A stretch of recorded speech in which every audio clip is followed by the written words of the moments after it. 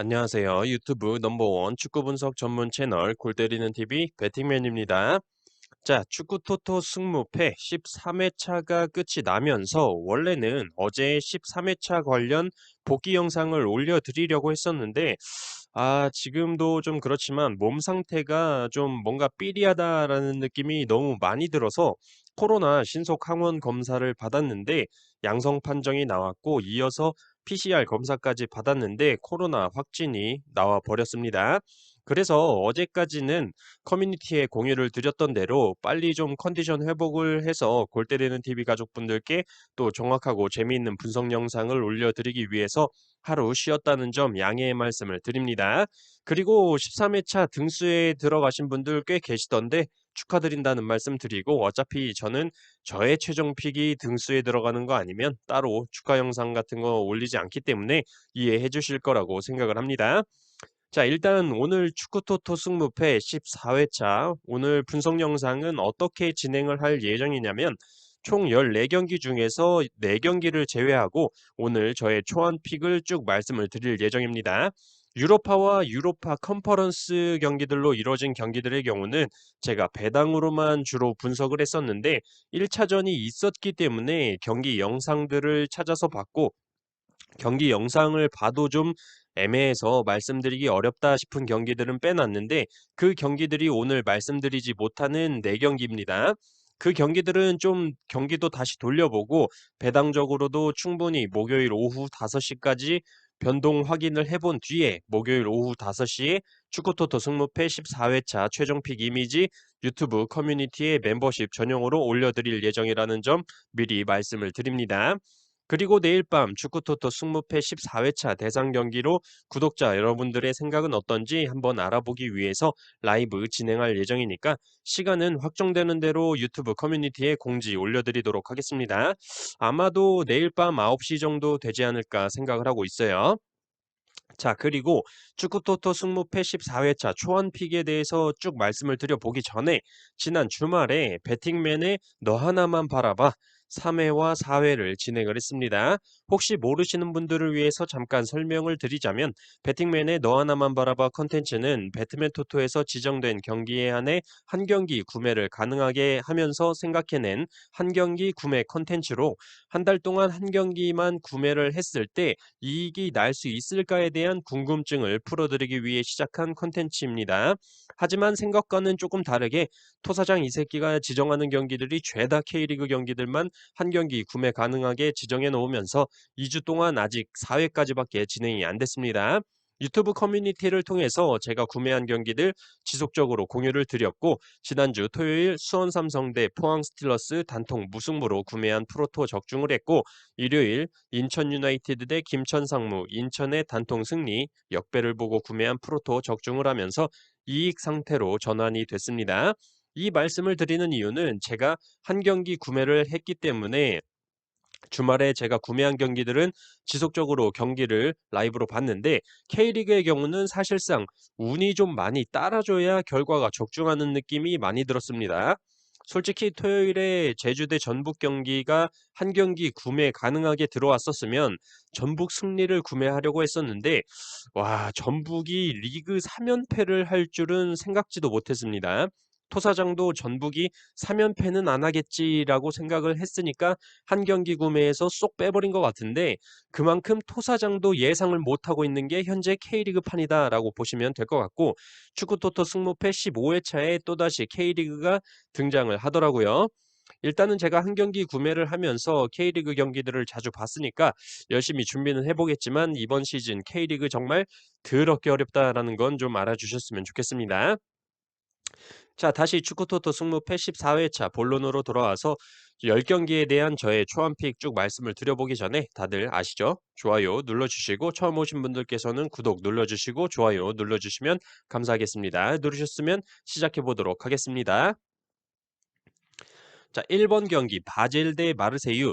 자, 바젤은 현재 리그 2위로 이 경기를 치르고 3일 뒤에 리그 8위 그라스오퍼 클럽 7위와 경기가 있는데 현재 리그 1위인 FC 칠리와는 승점 12점 차이로 차이가 많이 벌어져 있지만 리그 3위인 영보이스와는 승점 2점 차이밖에 안 나는 상황이기 때문에 리그 2위 자리를 지키기 위해서는 리그 8위 팀을 상대로 승점을 꼭 따야 하는 상황으로 보여지는데 이미 유로파 컨퍼런스 16강 1차전 마르세유 원정에서 2대1로 패배를 한 상황이고 1차전에서 보여줬던 바젤의 경기력으로는 아무리 홈이라고 하더라도 승리할 수는 없다라고 판단이 됩니다.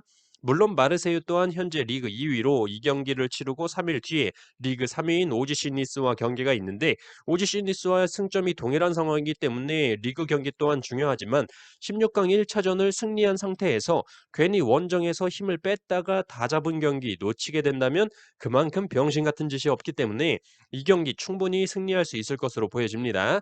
또한 1차전에서 사실상 바젤의 에스포시토 선수의 골 같은 경우는 제가 봤을 때는 조금 업사이드라고 판단이 드는 장면이었기 때문에 바젤의 1차전 득점은 사실상 좀 인정하기 힘들다라고 봤습니다.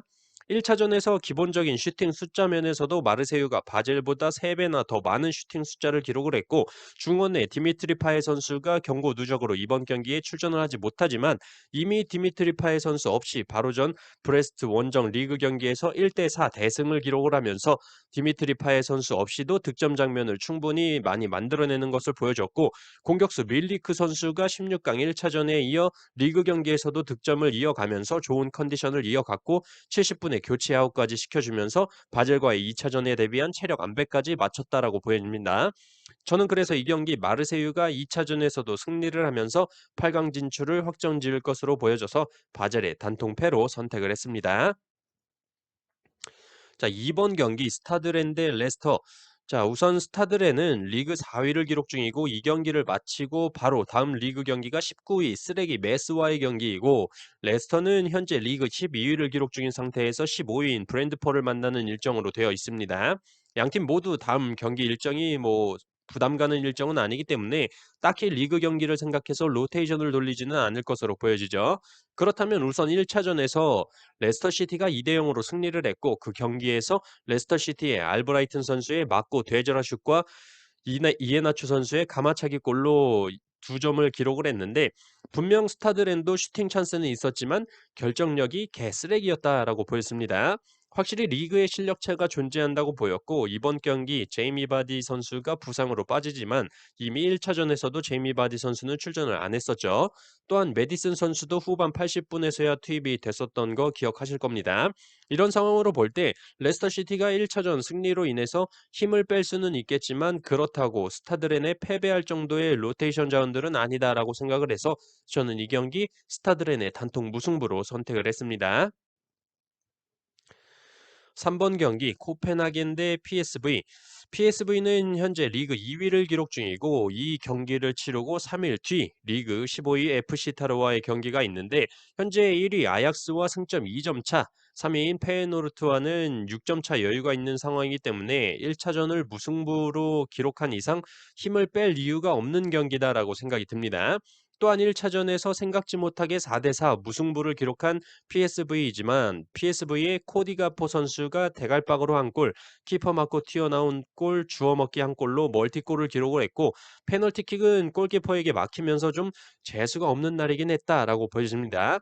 코디가포 선수가 페널티킥 놓친 것 때문에 재수가 없었던 경기였다라고 말씀드리기보다는 코펜하겐이 넣은 4골 중에 2골은 PSV 실수에서 나온 실점이었다고 보여지죠. 코펜하겐의 두 번째 골 경우는 PSV의 조이 비어만 선수가 발바닥 트래핑 후 발밑에 있는 공을 놓치면서 상대편에게 찬스를 내줬고 코펜하겐의 펩 비엘 선수가 놓치지 않고 골을 기록을 하는 장면이었죠. 그리고 코펜하겐의 네 번째 골의 경우도 PSV 수비 진영에서 패스 실수로 인해서 또 펩 비엘 선수한테 공을 내주면서 실점을 기록을 했습니다. 그렇기 때문에 PSV 수비진 새끼들은 코펜하겐과의 경기가 끝나고 쌍욕 처먹고 빠따 맞고 정신을 차린 뒤에 7위인 위트레어트 상대로 리그 경기에서 무실점 승리를 기록을 하면서 수비적으로 좀 빠따 맞고 안정감을 찾지 않았나 생각이 듭니다. 그래서 저는 이 경기 PSV가 코펜하겐 원정길을 떠나긴 하지만 1차전에서처럼 실책만 하지 않고 원래 하던 경기대로 해준다면 코펜하겐을 상대로 충분히 승리할 수 있을 거라고 생각을 합니다. 저는 코펜하겐의 단통 패로 선택을 했습니다. 4번 경기 알크마르 대 보데글림. 자, 알크마르가 현재 리그 4위를 기록 중이고 이 경기를 치르고 빌럼과의 경기가 예정되어 있지만 리그 16위인 빌럼이기 때문에 그닥 부담스럽지는 않다라고 보여집니다. 다만 보데글림과의 1차전에서 2대 1로 패배를 기록을 했기 때문에 이번 경기 홈에서 무조건 승리를 가져와야 된다는 부담감은 있겠죠. 다만 문제는 공격 자원인 제스퍼 칼슨, 파블리디스 선수가 터져주지를 않고 있기 때문에 보데글림과의 경기 이후에 티벤테와의 리그 경기에서도 무득점 패배를 기록을 했습니다. 지난번 1차전에서 보데글림과의 경기에서 후반 막판에 페널티킥을 내주면서 2대1 패배를 한 알크마르이고 경기 내용적인 측면에서도 딱히 알크마르가 홈으로 온다고 해서 1.48이라는 개낮은 정배당을 받을 정도로의 압도적인 실력을 보여줬던 건 전혀 아니라고 생각하기 때문에 이 경기 저는 알크마르의 무승부는 받쳐서 가야 된다라고 생각을 하고 있습니다. 저는 그래서 이 경기 알크마르의 승과 무 투픽으로 선택을 했습니다. 자, 5번 경기 치르베나 대 레인저. 자, 일단 이 경기는 뭐 레인저의 승으로 많이들 예상을 하실 거라고 보고 있는데 일단 이 경기는 우선 1차전 경기에 대해서 말을 하는 게 우선일 것 같습니다. 1차전 경기에서 전반전 시작하자마자 2분 만에 치르베나가 골을 기록을 했지만 업사이드로 골 취소가 됩니다. 그리고 레인저가 전반 10분에 페널티킥으로 골을 기록을 하는데 레인저의 홈 응원발이 장난이 아닌 것 같더라고요. 페널티킥 한 골 넣었는데 무슨 "와." 소리가 거의 뭐 경기장 부셔질 것 같더라고요. 그 후에 치르베나의 골이 터졌지만 또 업사이드로 골 취소가 됩니다. 그 후에 치르베나가 페널티킥도 얻었지만 레인저의 골키퍼 선방으로 날려 먹었죠. 그리고 골대 강타도 한 치르베나고 그리고 또 업사이드 골 취소. 이건 뭐 레인저의 홈발에 그냥 치르베나가 오지게 재수없는 날이었다라고 생각이 듭니다. 그렇게 따지고 볼 때 이번 치르베나의 홈 경기에서는 치르베나가 확실히 레인저를 상대로 승리를 할 수 있을 것이다라고 보고 있고 치르베나가 8강 진출에 실패한다고 하더라도 레인저의 입장에서는 1차전에서 3골 차로 승리를 했기 때문에 좀 더 지키는 축구를 하면서 실점을 하더라도 1점에서 2점 정도 실점하고 경기를 끝내는 방향으로 잡지 않을까 생각이 들어서 저는 이 경기 치르베나의 단통 승리로 선택을 했습니다. 아무래도 1차전에서 3대 0으로 개처발려서 치르베나 승에는 지금 투표율이 17%밖에 몰리지 않고 있는데 저는 이 경기 투표율 역배물기 딱 좋은 경기지 않나 생각이 들어서 치르베나의 단통 승리로 선택을 했습니다. 6번 경기 AS 모나코 대 브라가 경기는 아직 분석이 확실치가 않아서 이 경기는 건너뛰도록 하겠습니다.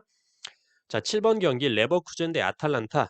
자, 우선 레버쿠젠은 지난 1차전 경기에서 3대 2로 패배를 기록을 했습니다. 전체적으로 전반 초반에는 좀 경기를 리드하는 듯 싶었으나 역시나 아탈란타의 닭공에는 쩔쩔매는 모습이었고 수비 시에는 아탈란타의 공격수들을 좀 못 따라가는 듯한 스피드적으로 좀 느린 모습들을 많이 보여줬어요. 또한 1차전에 출전을 했었던 핵심 자원인 비르츠 선수가 부상으로 출전하지 못하고 공격의 핵심 패트릭 시크 또한 1차전에 이어서 2차전에도 출전이 불투명한 상태입니다. 아탈란타 역시 일리시치, 자파타 선수가 1차전에 이어서 출전을 하지 못하지만 이미 이 두 선수 없이 1차전을 3대 2로 승리를 기록을 했기 때문에 이번 원정 경기에서도 좋은 모습을 보여줄 수 있을 거라고 생각을 합니다. 또한 아탈란타가 리그에서도 원정에서 성적이 홈보다 더 좋은 모습을 보여주고 있기 때문에 레버쿠젠의 무와 패 투픽이면 패스할 수 있을 거라고 생각합니다. 레버쿠젠의 무와 패 투픽으로 선택을 했습니다. 자, 8번 경기 갈라타사 대 바르셀로나. 자, 일단 이 경기는 바르셀로나가 1차전에서 갈라타사보다 좋은 경기를 펼쳤음에도 불구하고 무승부를 기록을 했기 때문에 이번 경기만큼은 바르셀로나가 승리를 할 것으로 생각이 듭니다. 갈라타사의 페냐 골키퍼가 뭐 거의 미친 선방을 보여줬는데 이 선수가 바르셀로나에서 3순위 골키퍼로 갈라타사로 임대된 상태였는데 아주 친정팀의 비수를 박는 선방쇼를 보여주면서 임대 끝나면 바르셀로나 주전 골키퍼 자리도 넘볼 수 있지 않을까 생각이 들었습니다. 어쨌든 터키 리그 11위인 갈라타사가 홈이라고 한들 바르셀로나를 상대로 1차전처럼 막아내기는 힘들 것이다라고 보는데 다만 바르셀로나가 이 경기 다음으로 레알 마드리드와의 경기가 이어지기 때문에 살짝 불안한 느낌이 들긴 하지만 바로 전 리그 경기에서 오사수나를 상대로 오바메양, 페란 토레스, 리키 푸치 선수가 골을 기록을 하면서 대승을 거뒀기 때문에 좋은 기세를 이어나가지 않을까 생각하고 있습니다. 더 이상의 고민 없이 갈라타사의 단통패로 선택을 했습니다. 9번 경기 헨트 대 PAOK. 자, 우선 이 경기는 다른 거 다 제껴두고 결장자와 배당으로만 접근을 했습니다. 왜냐면 경기 영상 찾아보기가 왜 이렇게 힘든 건지 영상 찾다가 빡쳐서 승무패 구매도 못하고 뒷목 잡고 쓰러질 것 같았는데, 자, 어쨌든 배당적으로 1차전에서 헨트가 1대 0으로 패배를 했음에도 불구하고 생각보다 낮은 정배당을 받았을까 생각을 해봤는데, 기본적으로 PAOK의 에이스인 쿠르티치 선수가 경고 누적으로 출전을 하지 못합니다. 1차전에서 쿠르티치 선수의 골로 1대 0 승리를 했던 PAOK이기 때문에 쿠르티치 선수의 결장은 굉장히 크다라고 보여지고, 추가적으로 1차전에서 선발로 출전해서 86분 동안 경기를 뛰었던 공격에서 가장 많은 어시스트를 기록 중인 지브코비치 선수 또한 경고 누적으로 출전을 하지 못합니다. 이런 상황으로 볼 때 헨트는 주전 자원에서의 이탈이 아무도 없기 때문에 홈빨까지 받는다면 최소한 PAOK를 상대로 패배는 하지 않겠다라는 판단이 들고 있습니다. 저는 그래서 이 경기 헨트의 승무 투픽으로 선택을 했습니다. 10번 경기 AS 로마 대 피테서.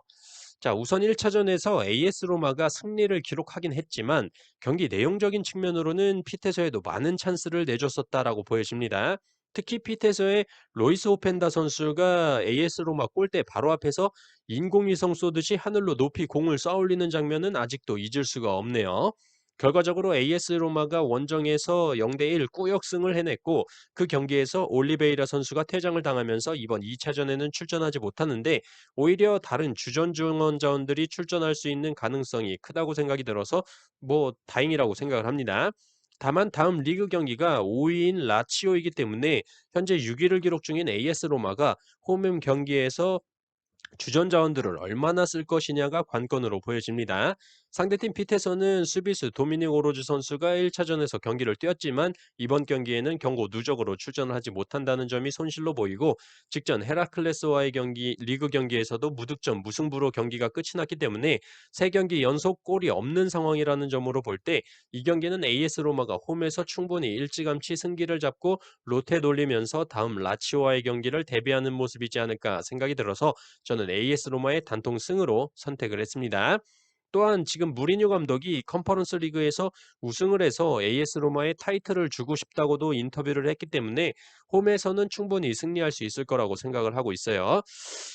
근데 또 무리뉴 감독이 이 현올림을 잘하기 때문에 괜히 또 뜬금포로 홈에서 무승부하고 인터뷰에서는 어차피 1차전 승리했으니 2차전 무승부해서 8강에 진출하면 된 거 아닌가? 왜 다들 승리에만 집착하는가? 이 지랄 떨면서 또 인터뷰할 것 같은 개 같은 생각도 드는데, 이 경기는 일단은 단통 승리로 가긴 가는데 추후에 좀 배당 변화까지 파악을 해서 멤버십 분들께 공유드리는 최종 픽에서는 좀 추가적으로 무승부를 가져갈지 안 가져갈지 확실하게 공유를 드리도록 하겠습니다. 자, 11번 경기 페이노르트 대 파르티잔. 자, 페이노르트가 우선 1차전에서 2대5 대승을 기록했던 경기로 이번 2차전에서도 굉장히 낮은 정배당을 받았습니다. 일단 파르티잔 원정에서 대승을 기록했다는 점도 있겠지만 1차전에서 선발로 나온 자원들이 어느 정도 로테가 있었다는 점을 감안해 볼 때 이번 홈 경기에서 충분히 승리할 수 있을 것으로 보여지고 있어요. 미들 자원에서 가장 많은 골을 기록 중인 후스틸 선수도 1차전에서 출전하지 않았었고, 시리엘 데서스, 리스 넬슨 같은 1차전에 선발 출전했던 공격 자원들도 사실상 브라이언 린센이나 자한 바크슈 같은 자원들에 비하면 로테 자원이었다라고 보여집니다. 그리고 7번 선수 시니스텔라 선수, 이 선수가 거의 뭐 파르티잔 수비수들을 녹이더라고요. 중거리 원더골도 1차전에 기록을 했던 선수인데 개인 기량이 굉장히 뛰어나 보였습니다. 결과적으로 이 경기는 페에노르트가 홈에서 파르티잔을 상대로 이변이 나올 가능성은 없다라고 판단이 들어서 저는 이 경기 페에노르트의 단통 승리로 선택을 했습니다. 리그 경기 일정도 생각해 본다고 감안을 했을 때도 이미 아까도 말씀을 드렸듯이 페노르트는 1차전도 어느 정도 로테를 돌린 상황이기 때문에 또 로테 자원들이 나온다고 해도 충분히 홈에서 승리할 수 있을 것으로 판단을 했습니다. 자, 이렇게 축구토토 승무패 14회차 4경기를 빼놓고 초안에 대해서 말씀을 드려봤습니다. 오늘 말씀드린 경기 중에서는 아마 거의 웬만하면 픽이 변동될 것 같지는 않고 오늘 말씀드리지 않은 경기들이 제가 지금 굉장히 애매한 경기들이라고 생각하는 4경기이기 때문에 배당 변화를 계속 파악을 해서 3월 17일 목요일 오후 5시 퇴근 전까지 최종 픽 이미지 멤버십 분들 전용으로 유튜브 커뮤니티에 이미지 업로드 드리도록 하겠습니다. 오늘 하루도 너무 수고 많으셨습니다. 이상입니다.